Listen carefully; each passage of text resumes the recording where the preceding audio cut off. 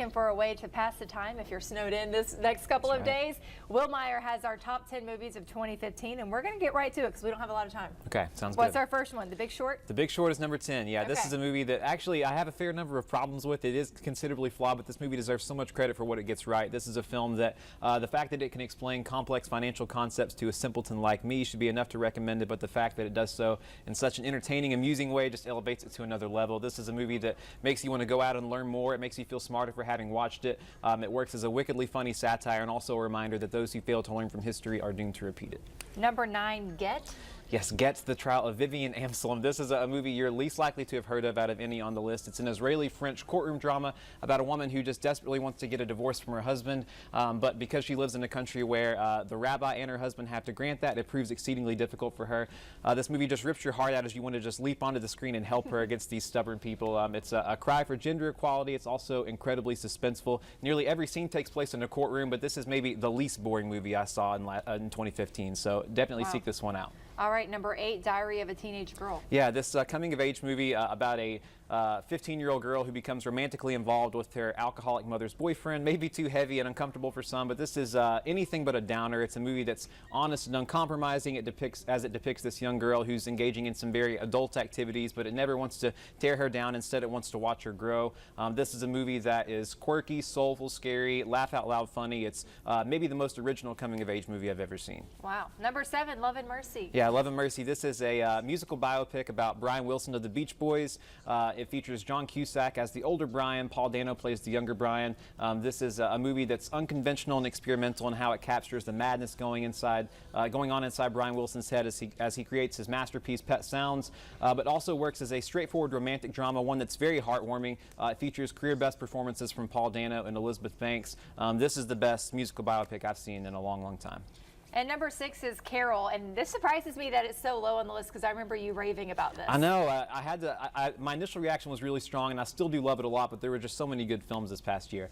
This is a movie that features, two Oscar-nominated performers, Rooney Mara and Cate Blanchett, both of whom earned their nominations for their wonderfully subtle performances in this tale of forbidden love, set against a backdrop of director Todd Haynes' beautiful and lush, stylized 1950s New York.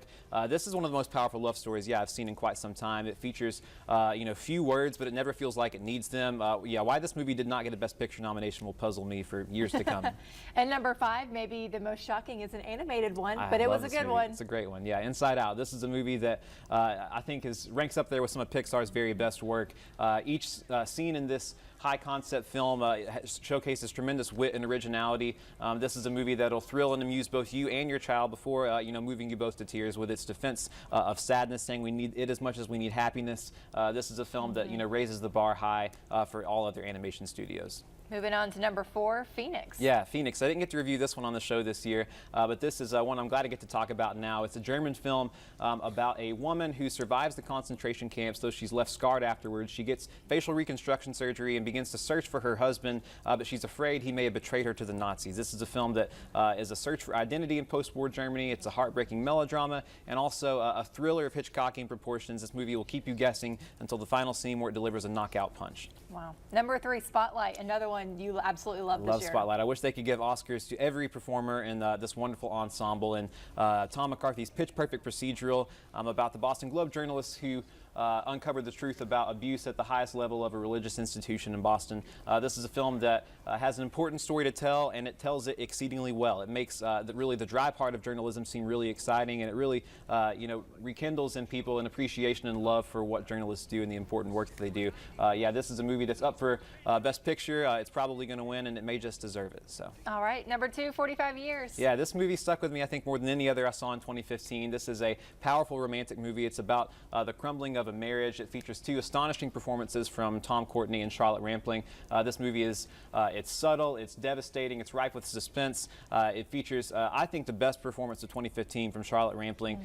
She's been under fire for some comments she made in the past few weeks. I can't speak to her personal life, but she gives a great performance here. And finally, Mad Max Fury Road. We have to get to this one quickly. This is, my favorite movie of 2015. It's a movie that I keep coming back to again and again. Each scene in this movie left my jaw just on the floor with how relentlessly thrilling it was. It's beautiful. poetical, it's poetic. Who says action movies can't be great pieces of art? It's the only time I've ever had an action movie as #1 on my list, but this movie reminds me of why I love movies. It's so great. It's on DVD right now and on HBO, so you have no excuse not to watch this before Oscar night. So these next couple of days, check it out while you're at home. And so if you're looking for something to do tonight while it's snowing, this might be it. Absolutely. Will, thank you so much.